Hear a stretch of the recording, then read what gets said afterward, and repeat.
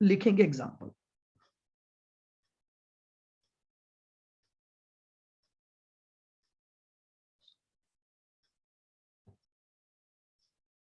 लिखें A limited just paid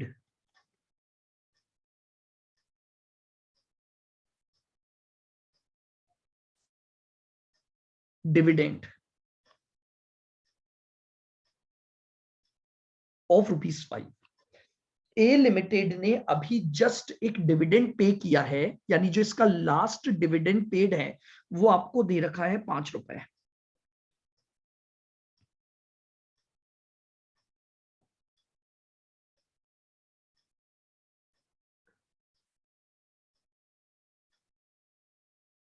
growth rate in dividend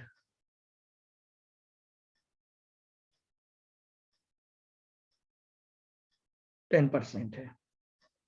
dividend की growth rate आपको क्या दी हुई है? 10%।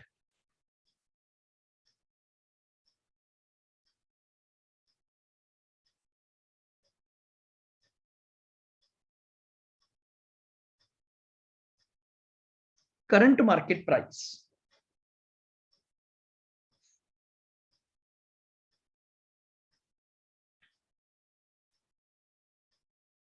ये आपको दी हुई है ₹40।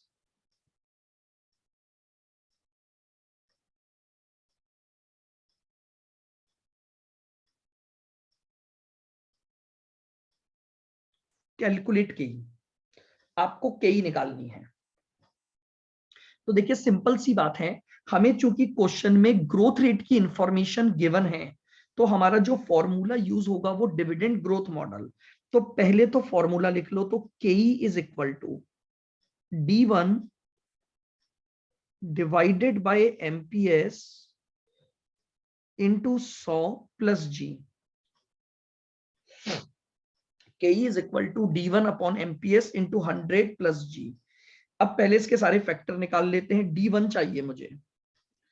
D1 का फॉर्मूला था D0 1 प्लस जी।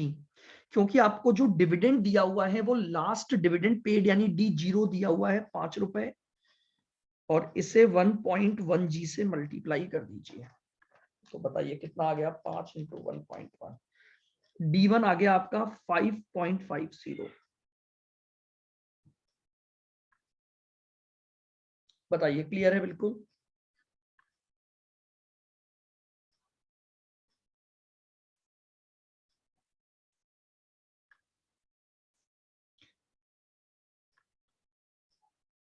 एमपीएस ऑलरेडी दी हुई है 40 और ग्रोथ रेट दी हुई है 10। फॉर्मूला अप्लाई कर दीजिए। D1 हो गया आपका 5.50 डिवाइडेड बाय 40 इंटू 100 और प्लस जी है आपका 10। निकाल दीजिए। 5.5 डिवाइड बाय 40 इंटू 100 प्लस 10, 23.75।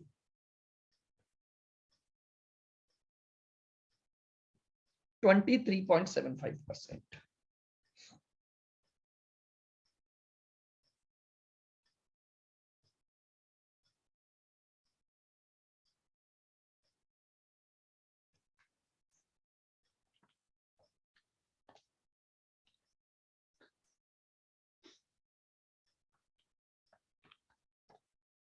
बताइए क्लियर है बिल्कुल?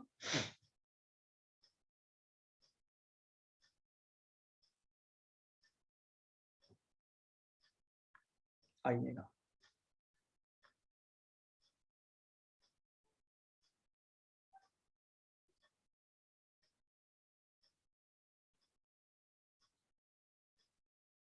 एग्जाम्पल लिखेंगे, ध्यान से सुनना बिल्कुल।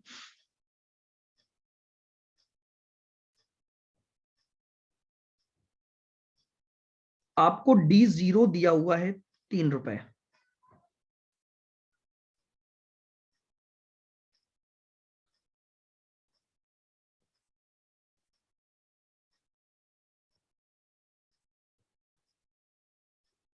डिविडेंड पे आउट रेशो 30% है,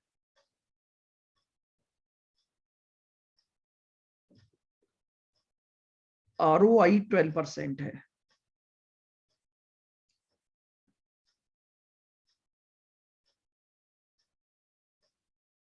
MPS 25 रुपए है।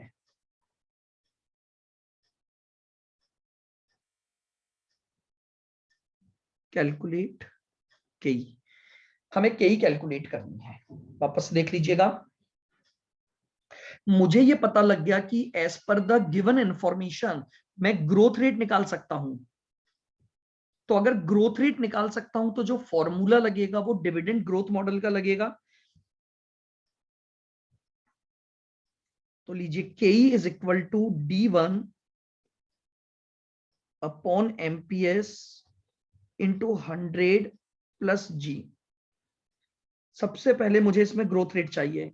ग्रोथ रेट होती है B इंटू आर। ठीक है, B कितना हो जाएगा? अगर डिविडेंड पे आउट रेशियो 30% है तो मेरे पास जो रिटेंशन रेशियो है वो 70% रहा।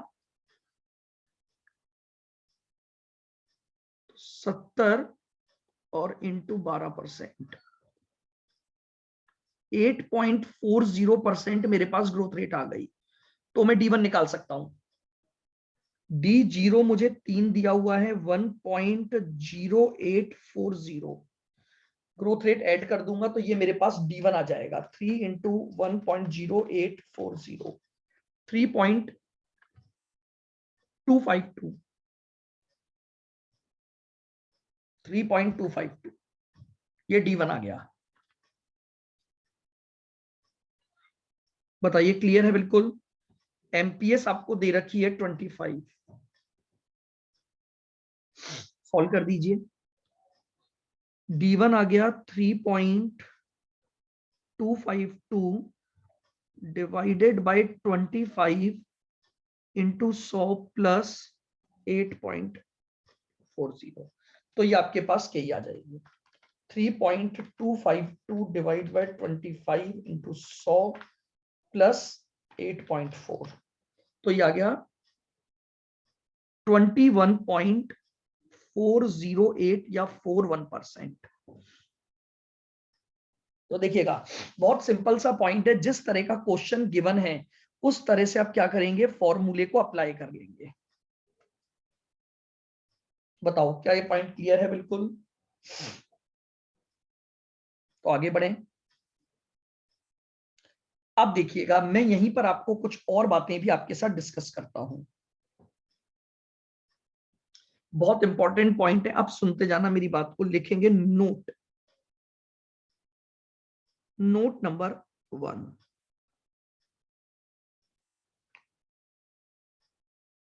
if there are any issue expenses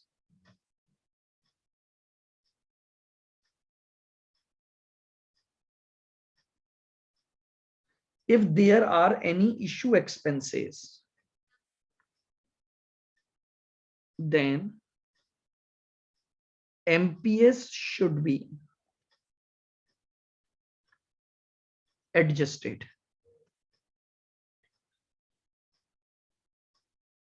MPS should be adjusted.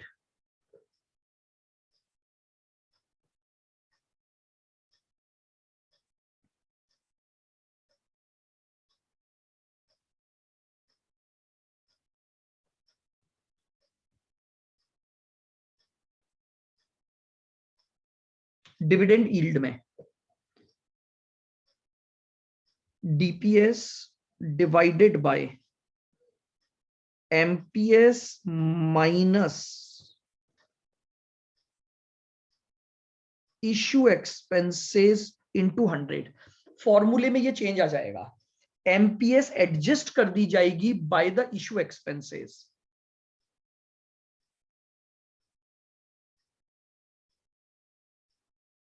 Earnings yield, अगर हम अर्निंग्स यील्ड मेथड से बात कर रहे हैं तो EPS divided by MPS minus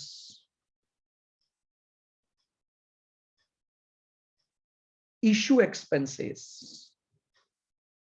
into 100, ये मेरे पास अर्निंग यील्ड मेथड आ गया।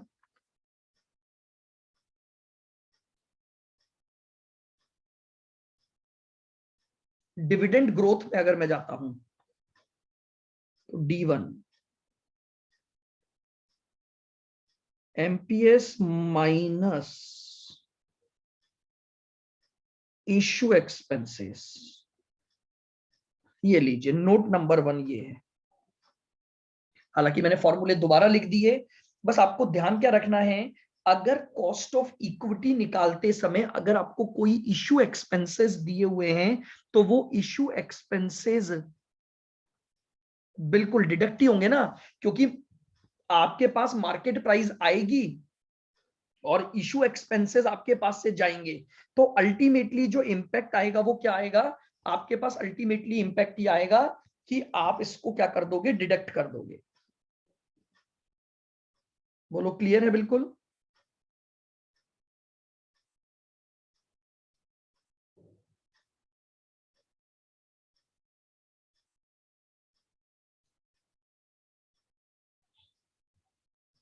चलिएगा note number 2,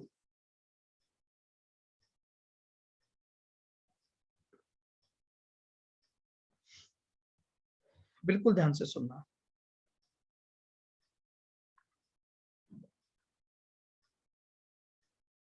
if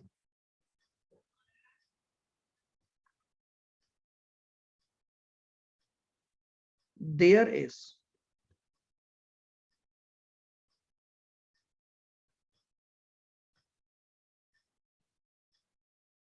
first issue of, if there is first issue of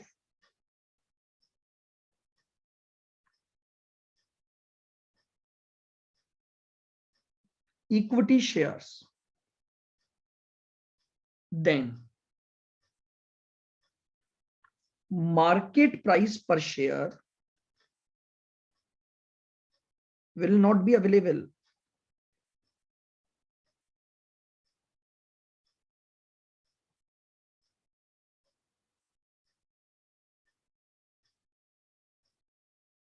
And hence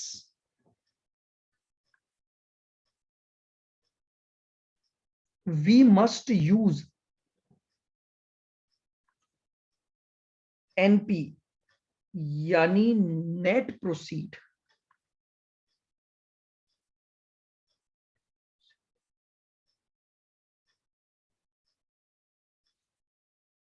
in place of.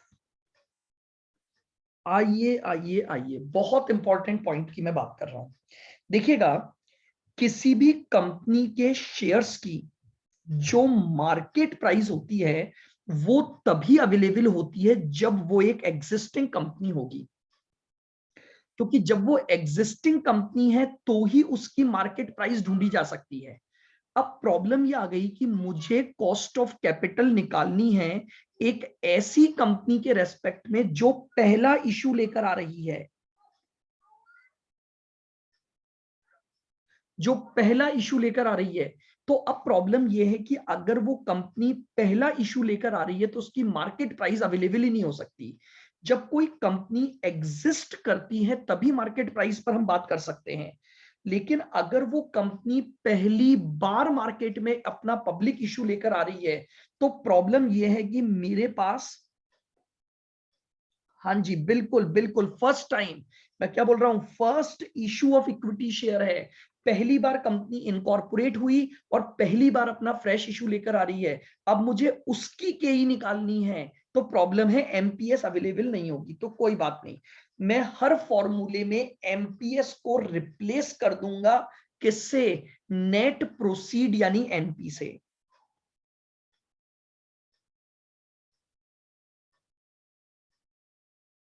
बात समझ में आ गई। मेथड 1 का फॉर्मूला चेंज हो जाएगा, DPS divided by net proceed into 100 हो जाएगा।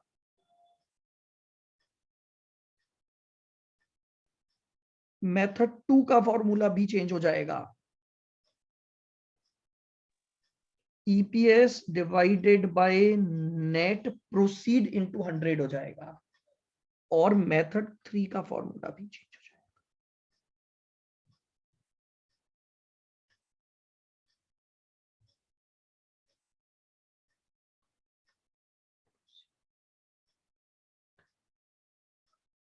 हर फॉर्मूले में एक चेंज आ जाएगा। अगर आपको क्वेश्चन में दे रखा है कि आपका ये जो इशू है वो पहला इशू है, तो पहला इशू है तो आपको इसी प्रकार से चलना पड़ेगा। आइए method note number 3।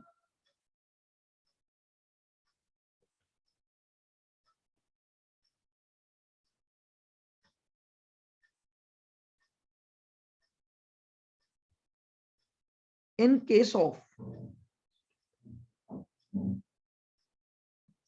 Unlisted companies,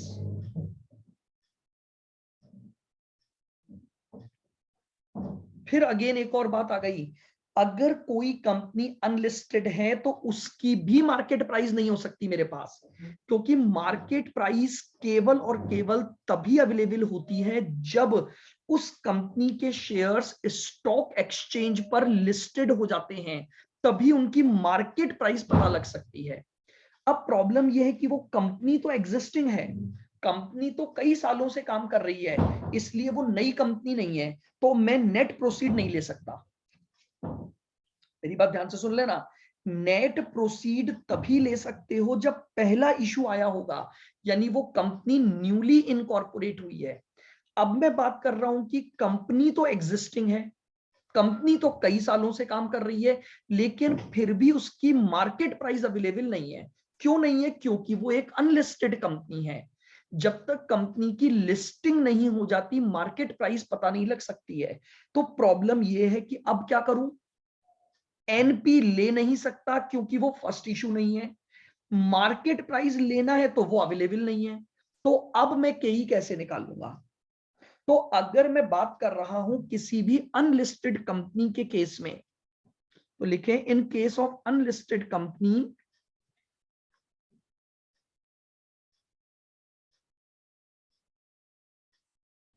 we must use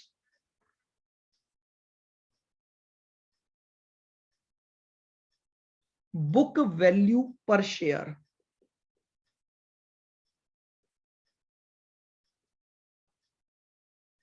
in place of MPS. मैं एमपीएस के बजाय क्या यूज करूंगा? Book value per share, underline कर लो।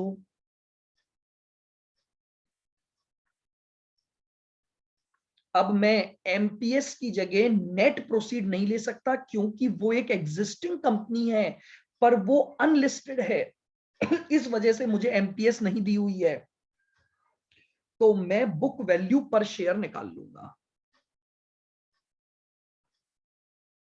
Book value per share is equal two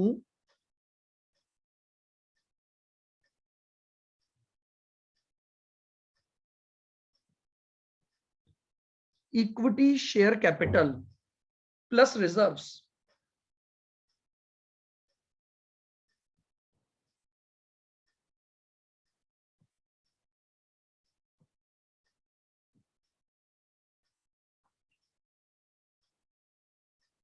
divided by number of equity shares. तो मैं सबसे पहले केई निकालने से पहले बुक वैल्यू पर शेयर निकाल लूंगा, और उस बुक वैल्यू पर शेयर का यूज करके केई निकालूंगा। तो ये 3 नोट बहुत इंपॉर्टेंट हैं, केई निकालने में ध्यान रखना। अगर इशू एक्सपेंसेस दिए हुए हैं तो MPS should be adjusted with issue expenses. दूसरा रूल, अगर एमपीएस नहीं है और वो कंपनी अपना पहला इशू लेकर आ रही है, फर्स्ट इशू लेकर आ रही है, तो फर्स्ट इशू में मेरे पास एमपीएस अवेलेबल नहीं हो सकता, तो मुझे क्या करना पड़ेगा? नेट प्रोसीड से, नेट प्रोसीड को यूज करके केई निकालना पड़ेगा। और अगर वो कंपनी अनलिस्टेड है और तो अनलिस्टेड है तो भी एमपीएस नहीं हो सकती, और इस स्थिति में मैं नेट प्रोसीड को भी यूज नहीं कर सकता। तो मुझे अब क्या करना पड़ेगा, मुझे बुक वैल्यू पर शेयर का यूज करना पड़ेगा। क्या यूज करना पड़ेगा, बुक वैल्यू पर शेयर। और बुक वैल्यू पर शेयर निकालूंगा equity share capital plus reserves divided by number of equity shares. मैं इससे कैलकुलेट करूंगा।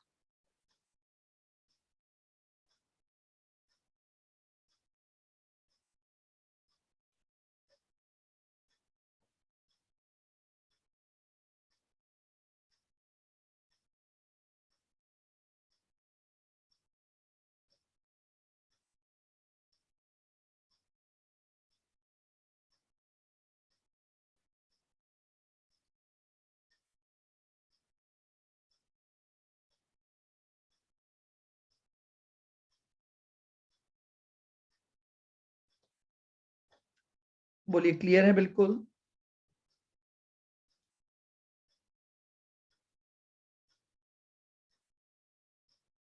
चलूं आगे?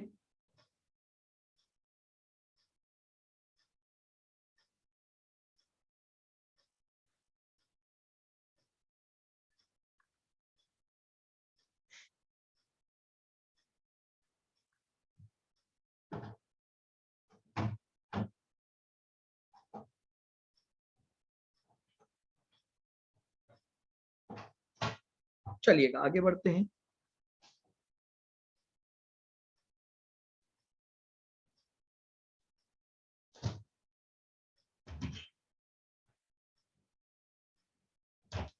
आ जाइएगा, लिखें example.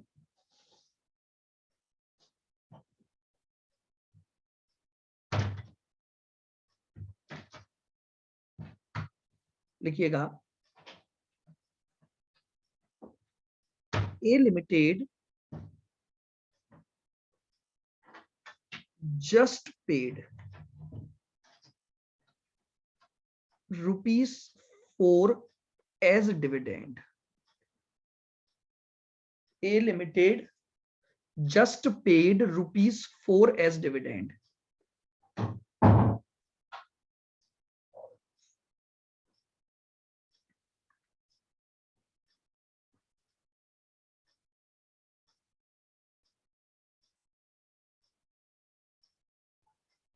Current MPS ₹25.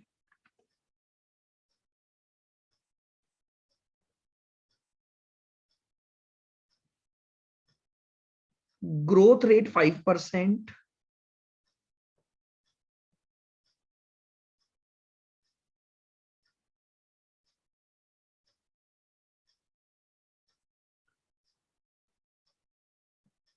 Issue expenses ₹2। Dividend ₹4 है। करंट मार्केट प्राइस ₹25 है। ग्रोथ रेट 5% है। इश्यू एक्सपेंसेस है ₹2। कैलकुलेट की।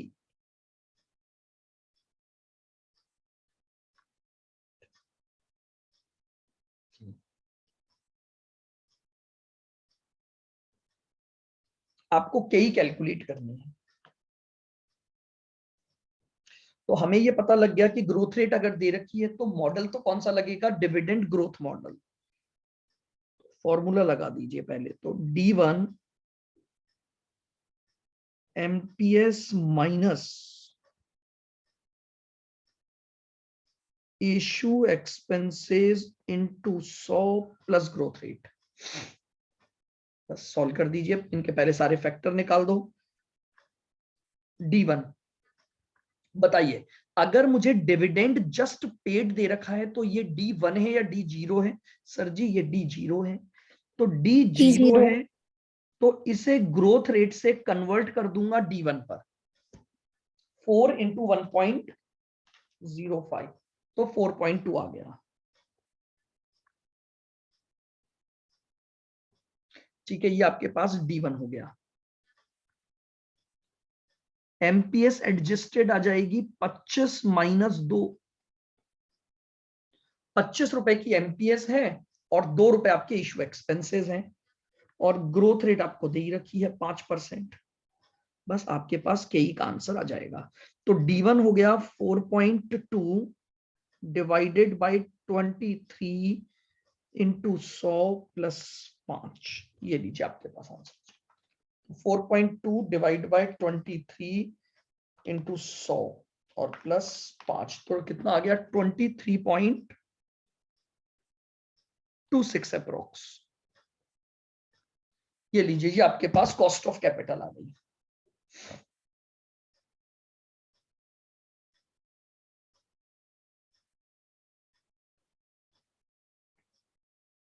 बताइए क्या क्लियर है बिल्कुल यहां तक की बातें? मैंने आपको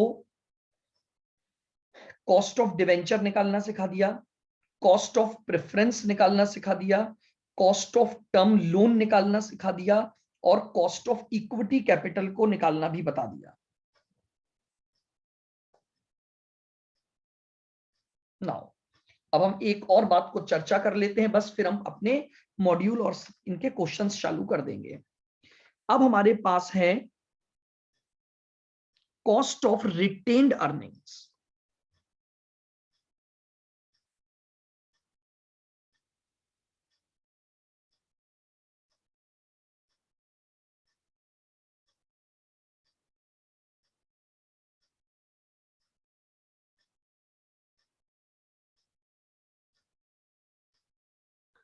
denoted by KR.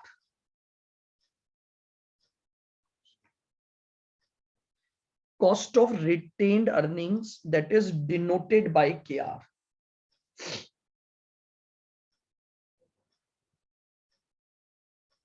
अब मेरी बात को बहुत ध्यान से सुनना। देखो, बेसिकली कॉस्ट ऑफ कैपिटल का मतलब होता है कि मुझे फंड को अरेंज करने के लिए क्या कॉस्ट देनी पड़ी।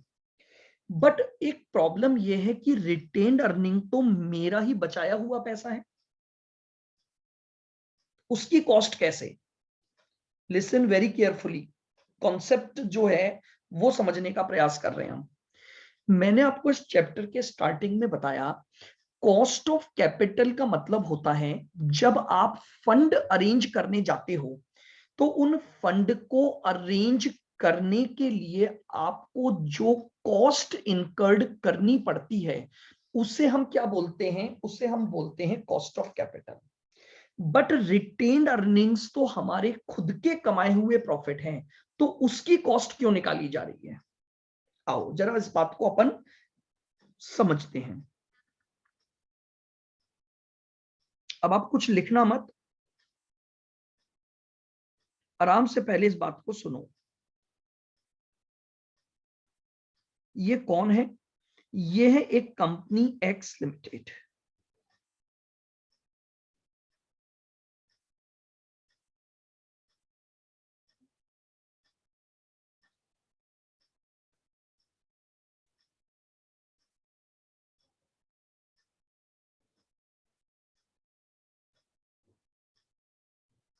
और ये कौन है? ये है एक्स लिमिटेड के equity share holders.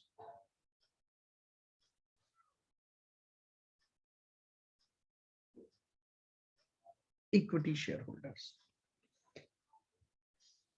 X limited ने अर्निंग्स कमाई, अर्निंग्स फॉर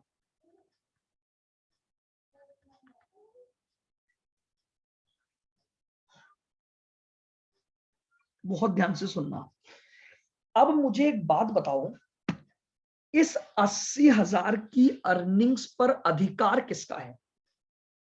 ये मैंने कैसे निकाला होगा? प्रेफरेंस डिविडेंड जो मैंने पीएटी कमाया होगा, पीएटी में से मैंने प्रेफरेंस शेयर होल्डर का जो डिविडेंड था वो माइनस कर दिया, तो बाकी जो अर्निंग्स बची वो इक्विटी शेयर होल्डर की बची। आ जाओ, इक्विटी शेयर होल्डर्स को हमने इसमें से डिविडेंड दे दिया,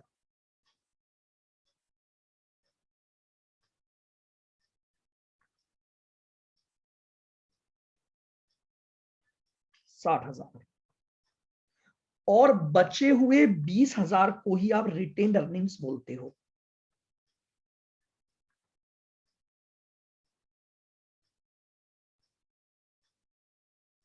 रिटेन्ड अर्निंग्स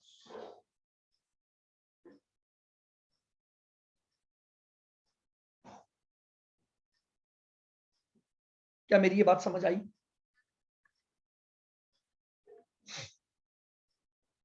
जानते हो इक्विटी शेयर होल्डर के लिए जब आप मिनिमम रिक्वायर्ड रिटर्न सोचते हो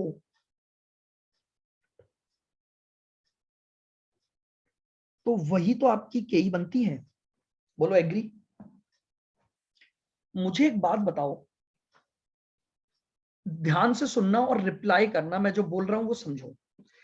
कंपनी ने ये जो 80,000 कमाए, इस 80,000 पर पूरा अधिकार इन लोगों का था, लेकिन आपने इन लोगों को 60 ही दिए। तो क्या ये 20,000, मैं ये बोल सकता हूं कि ये 20,000 amount sacrificed by the share holder in favour of company है? क्या इस 20,000 की रिटेन्ड अर्निंग को मैं एक दूसरे नाम से बोलना चाहूं तो क्या मैं बोल सकता हूं कि ये जो 20,000 है ये amount sacrificed by equity share holder है, क्योंकि अधिकार तो इस अमाउंट पर इक्विटी वालों का ही था। बोल सकता हूं, जानते हो ये पैसा जो इक्विटी शेयर होल्डर की मिनिमम रिटर्न में आना चाहिए था उनको नहीं दिया हमने, उनके बिहाफ पर कंपनी इसे आगे इन्वेस्ट करना चाहती है, कंपनी ने इस पैसे को रोक लिया। तो जानते हो कंपनी की अब एक जिम्मेदारी बनती है कि इस पैसे पर एटलीस्ट उतना तो कमाए जितना इनकी मिनिमम रिटर्न है। ध्यान से फिर सुनना मेरी बात को, ये 80,000 पूरा इक्विटी शेयर होल्डर का था, हमने उन्हें 60,000 दिया, हमने उसे 60,000 दिया और 20,000 अपने पास रोक के रख लिया। तो आपको नहीं लगता ये 20,000 वो अमाउंट है जो इक्विटी शेयर होल्डर ने कंपनी के फेवर में सेक्रीफाइस कर दिया? अब अगर आपने कंपनी के फेवर में सेक्रीफाइस कर दिया तो कंपनी की जिम्मेदारी बनती है कि इस पैसे पर भी आपको वही मिनिमम रिटर्न कमा कर दे जो minimum return equity share holder assume करते हैं। तो जानते हो basically cost of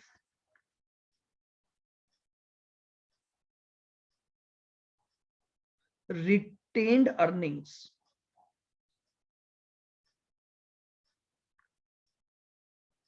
cost of retained earnings is opportunity cost of capital.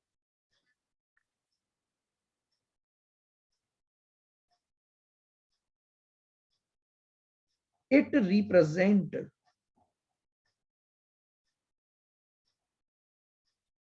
sacrifice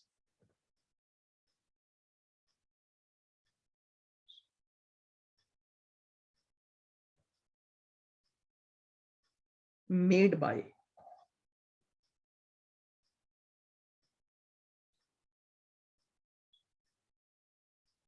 equity shareholders, and hence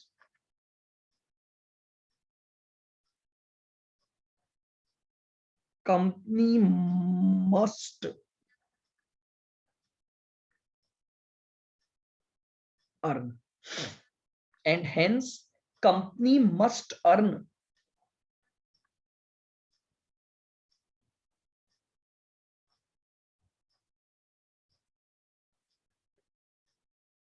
minimum rate of return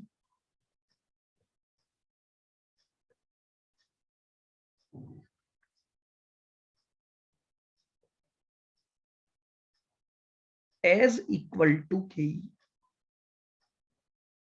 क्या मेरी ये बात समझ में आई? ये रिटेन्ड अर्निंग का पैसा कुछ नहीं है, ये केवल और केवल प्योरली इक्विटी शेयर होल्डर के द्वारा किया गया क्या है, सेक्रीफाइस है। तो शेयर होल्डर ने जब सेक्रीफाइस कर दिया तो उस पर कंपनी को कमाई करनी पड़ेगी और कंपनी को मिनिमम रिटर्न अपने शेयर होल्डर को केई के बराबर देना पड़ेगा। और जानते हो इसीलिए केई इज इक्वल के आर इज इक्वल टू के हो जाता है। मुझे के आर जनरली अलग से नहीं निकालना पड़ता, के आर इज इक्वल टू क्या हो जाता है के। इसी वजह से हम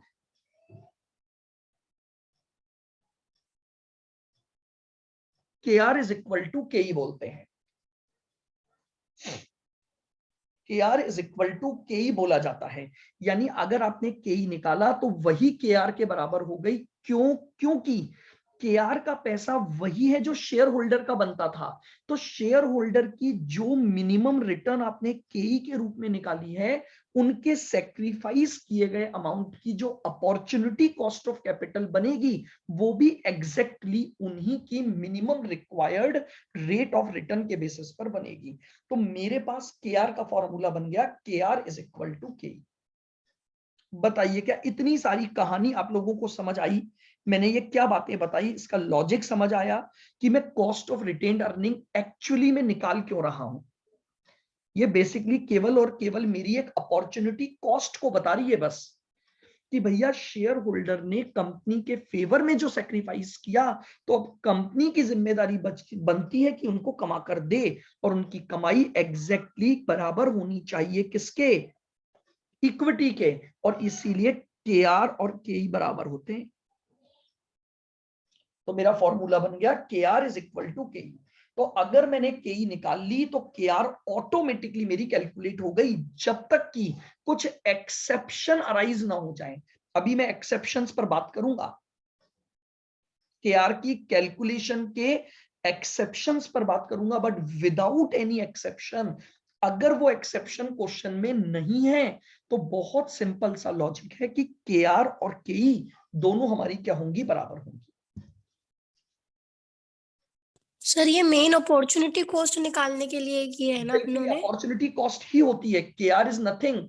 के आर जो है वो होती ही अपॉर्चुनिटी कॉस्ट है, क्योंकि इन लोगों ने सेक्रीफाइस किया, शेयर होल्डर ने सेक्रीफाइस किया कंपनी के फेवर में। तो भैया जो पैसा, आप सोच के देखो, कुछ पैसा मुझे पाने का अधिकार है, लेकिन मैं उसे सेक्रीफाइस कर रहा हूं, तो यार मैं ये तो चाहूंगा ना कि जितनी मिनिमम रिटर्न मैं मानता था, अगर मैंने उस पैसे को सेक्रीफाइस भी कर दिया तो तुम्हारी जिम्मेदारी बनती है कि उस पर तुम कमा कर लाओ, क्योंकि वो पैसा मुझे नहीं मिला। वो पैसा मैंने आपको एक्सपेंशन प्रोग्राम के लिए, री इन्वेस्टमेंट पर्पस के लिए क्या करके दिया? आपको अपना पैसा सेक्रीफाइस करके दिया। बताओ क्या ये बात समझ आई? जया, प्रद्युमन, रिप्लाई करो। Yes sir. कॉन्सेप्ट बैठा? क्यों हम के आर निकाल रहे हैं?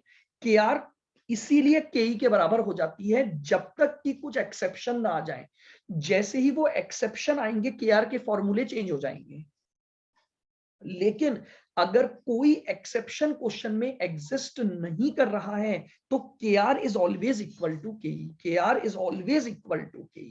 ये दोनों हमेशा बराबर होंगी। क्यों? क्योंकि ये दोनों शेयर होल्डर के ही अमाउंट को रिप्रेजेंट करती हैं। उसी के हमने दो हिस्से कर दिए बस।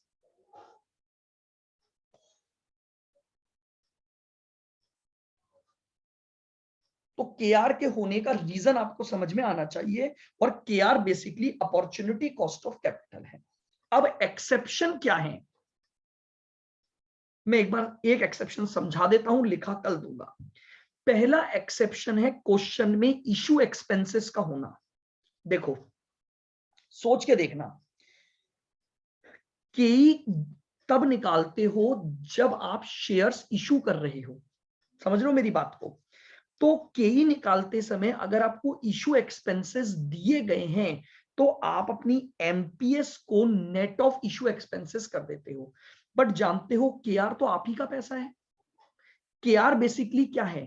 के आर आपकी अर्निंग्स का वो हिस्सा है जो आपने बचाकर रख लिया। तो इसमें से तो कोई इशू एक्सपेंसेस हो ही नहीं सकते। यानी जैसे ही क्वेश्चन में इक्विटी के इशू एक्सपेंसेस आ जाएं, के आर और के अलग अलग हो जाएगी। के आर और के इक्वल नहीं हो सकती अगर क्वेश्चन में इक्विटी के इशू के खर्चे दे दिए जाएं। जैसे ही क्वेश्चन में इशू एक्सपेंसेस आएगा, अब के और के आर अलग अलग हो जाएंगे, तो आपको इमीडिएटली माइंड में ये बात सेट करके चलनी पड़ेगी कि जनरली तो K R is equal to के ही है, लेकिन कुछ एक्सेप्शन है। और उसमें मैंने पहला एक्सेप्शन आपको दिया, जब क्वेश्चन में इक्विटी के रेस्पेक्ट में इशू एक्सपेंसेस दिए हुए हों। अगर क्वेश्चन में इक्विटी के रेस्पेक्ट में इशू एक्सपेंसेस दिए हुए हैं, then K R will not be equal to K, then K R will not be equal to K E अलग निकलेगी, के आर अलग निकलेगी। फॉर्मूले वही रहेंगे लेकिन मॉडिफिकेशन के साथ रहेंगे। और मॉडिफिकेशन क्या होगा, के ई निकालते समय एमपीएस माइनस इशू एक्सपेंसेस हो जाएगा, लेकिन के आर निकालते समय केवल एमपीएस को काम में लोगे। के ई निकालते समय एमपीएस में से इशू एक्सपेंसेस माइनस हो जाएंगे, लेकिन के आर निकालते समय इशू एक्सपेंसेस माइनस नहीं होंगे। के ई निकालते समय सारे खर्चे माइनस होंगे, लेकिन के आर में कोई खर्चा माइनस नहीं होगा। के आर प्रॉपर ओरिजिनल एमपीएस से निकाली जाएगी, तीनों ही फॉर्मूलों में, जो फॉर्मूले मैंने ऊपर बताए। ये देखो, यहां हुआ minus issue expenses, minus issue expenses, minus issue expenses, लेकिन जब के आर निकालूंगा, जब के आर निकालूंगा, ये नहीं आएगा, ये नहीं आएगा, ये नहीं आएगा। तो जानते हो फॉर्मूला के आर का क्या बन गया, DPS upon MPS into 100, EPS upon MPS into 100, D1 divide by MPS into 100 plus G. कल लिखवाऊंगा मैं आपको ये बात, ये पॉइंट आपको रिटेन रखने हैं ताकि एग्जाम टाइम में ये दिक्कत नहीं आए। छोटे छोटे पॉइंट्स हैं, इन पर बेस्ड हमारे पास क्वेश्चंस भी नहीं होते, अचानक से एग्जाम में क्वेश्चन आता है।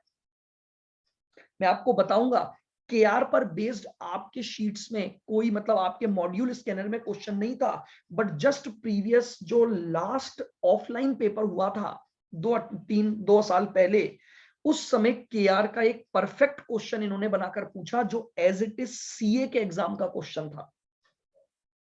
तो अगर आपने कॉन्सेप्ट पढ़ा हुआ है, के आर आपको मीनिंग पता है, तो आप आसानी से, अगर पहली बार भी कोई क्वेश्चन आता है, आप आसानी से उसको कर सकते हो।